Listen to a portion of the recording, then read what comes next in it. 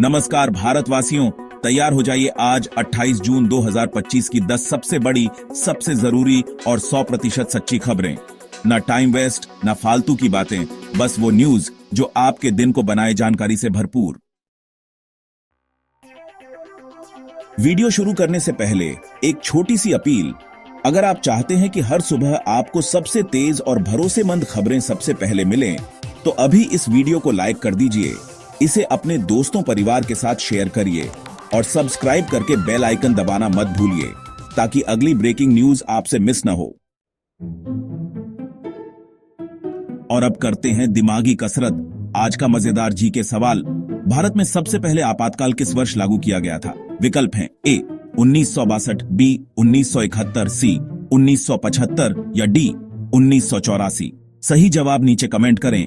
एक लकी विजेता को मिलेगा डिजिटल सम्मान पत्र और अगली वीडियो में उसका नाम ऑन स्क्रीन दिखाया जाएगा। तो चलिए बढ़ते हैं आज की पहली सबसे बड़ी खबर की तरफ। भारतीय अंतरिक्ष यात्री group captain Shubhanshu Shukla space station पहुंचे। ग्रुप कैप्टन शुभांशु शुक्ला आज अंतरराष्ट्रीय स्पेस स्टेशन पर सफलतापूर्वक लैंड किए। उनसे मिलने के लिए पहले से वहां तैनात 3 अन्य अंतरिक्ष यात्रियों ने उनका स्वागत किया। इस नए मिशन में शुक्ला प्रमुख भूमिका निभाएंगे। विज्ञान प्रयोग, पृथ्वी अवलोकन और तकनीकी टेस्ट रन करेंगे। भारत के लिए यह उपलब्धि इसलिए महत्वपूर्ण है क्योंकि यह भारतीय अंतरिक्ष कार्यक्रम के लिए एक नए युग की शुरुआत मानी जा रही है। शुभांशु का प्रशिक्षण नासा और ईएसए दोनों के सहयोग से हुआ, जिससे मिशन की सफलता की संभावनाएं और बढ़ गई हैं। बढ़ते हैं अगली खबर की तरफ। रक्षा मंत्री राजनाथ सिंह ने चीन की धरती पर ऑपरेशन सिंदूर का जिक्र किया। एससीओ समिट के मंच से रक्षा मंत्री राजनाथ सिंह ने ऑपरेशन सिंदूर का उल्लेख कर पाकिस्तान को आतंकवाद के खिलाफ भारत का कड़ा रुख दिखाया। उन्होंने कहा, जिस तरह हमने ऑपरेशन सिंदूर में आतंकियों का सफाया किया, उसी दृढ़ संकल्प से हम हर तरह की सुरक्षा चुनौतियों का सामना करेंगे। चीन के किंगदाओ में हुए इस समिट में भारत ने स्पष्ट किया कि क्षेत्रीय स्थिरता तभी संभव है जब आतंकवाद मुक्त माहौल हो। उनका यह बयान बेहद सटीक माना गया, जिसने भारत की सैन्य और कूटनीतिक शक्ति का परिचय दिया। तो चलिए बढ़ते हैं अगली खबर की तरफ। पहलगाम हमले के बाद पहली बार भारत और पाकिस्तान के रक्षा मंत्री एक मंच पर नजर आए। 26 जून को एससीओ समिट के सत्र में पहली बार दोनों देशों के रक्षा मंत्री एक ही मंच पर नजर आए। पहलगाम में 2024 में हुए आतंकी हमले के बाद इसका अर्थ व्यापक माना जा रहा है। कूटनीतिक संवाद की नई शुरुआत। दोनों मंत्रियों ने पारस्परिक सुरक्षा और आतंकवाद विरोधी कार्रवाई पर चर्चा की, जबकि बैकस्टेज मुलाकातों ने भविष्य के संभावित शांति प्रयासों की गुंजाइश पैदा की। चलिए बढ़ते हैं अगली खबर की तरफ। मौसम विभाग ने उत्तर पश्चिम भारत में भारी बारिश और आंधी की चेतावनी जारी की है।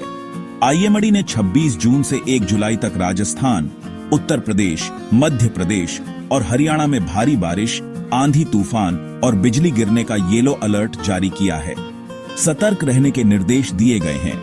निचले इलाकों में रह रहे लोगों को सुरक्षित स्थानों पर शिफ्ट करने और ट्रैफिक पुलिस को हाईवे बंद करने के उपाय करने को कहा गया है।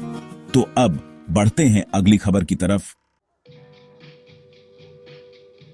केंद्रीय कैबिनेट ने झारखंड में 5,940 करोड़ रुपए के मास्टर प्लान को मंजूरी दी है।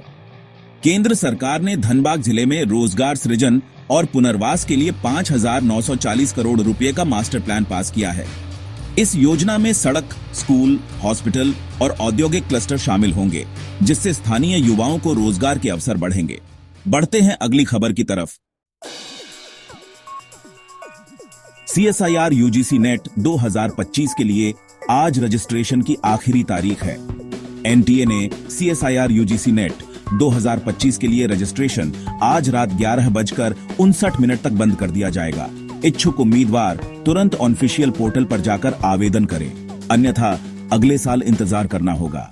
बढ़ते हैं अगली खबर की तरफ। CBSE ने 2026 से कक्षा 10वीं की बोर्ड परीक्षा साल में 2 बार करने की घोषणा की है। CBSE ने ऐलान किया है कि 2026 से कक्षा 10वीं की बोर्ड परीक्षा फरवरी और मई में 2 चरणों में ली जाएगी। इससे छात्रों का तनाव कम होगा और फेल होने पर पुनर्परीक्षा का विकल्प भी मिलेगा। बढ़ते हैं अगली खबर की तरफ। प्रधानमंत्री किसान सम्मान निधि की 20वीं किस्त में देरी की आशंका जताई जा रही है। देश भर में अब तक पीएम किसान सम्मान निधि की 20वीं किस्त ट्रांसफर नहीं हुई है। राजस्थान और अन्य राज्यों में लाभार्थी ई पोर्टल पर लिस्ट चेक कर सकते हैं, लेकिन संभावित देरी की वजह से किसानों की परेशानी आप समझ सकते हैं बढ़ गई है। बढ़ते हैं अगली खबर की तरफ। राजस्थान में भारी बारिश के कारण जयपुर, जोधपुर और कोटा सहित कई जिलों में सड़कों पर पानी भर गया है। प्रशासन ने पंप और एनडीआरएफ दल तैनात कर निकासी का काम शुरू कर दिया है। वहीं बिजली निगम ने मुआवजे और आपात रिपेयर मोड में काम तेज कर दिया है। बढ़ते हैं अगली खबर की तरफ। अब एक अंतर्राष्ट्रीय खबर। मेक्सिको के ह्यूस्टन शहर के एक जश्न के दौरान अचानक फायरिंग हो गई, जिसमें 12 लोगों की मौत हो गई और 30 लोग घायल हो गए। पुलिस ने जांच शुरू कर दी है और बंदूकधारियों की तलाश में छापेमारी तेज कर दी गई है। तो दोस्तों, ये थीं आज की 10 ताजा खबरें। अब सुनिए आज का सारांश। कैसी लगी आपको ये सारी खबरें? मुझे कमेंट्स में जरूर बताइए। अगर वीडियो पसंद आया हो तो इसे लाइक कीजिए, और अगर आपने सब्सक्राइब नहीं किया तो अभी सब्सक्राइब कर लीजिए। साथ ही बेल आइकन दबाना मत भूलिए, ताकि हमारी हर नई वीडियो का नोटिफिकेशन सबसे पहले आपको मिले। मैं फिर मिलूंगा ऐसी ही तेज तर्रार और खास खबरों के साथ। तब तक के लिए जय श्री राम, जय हिंद, वंदे मातरम।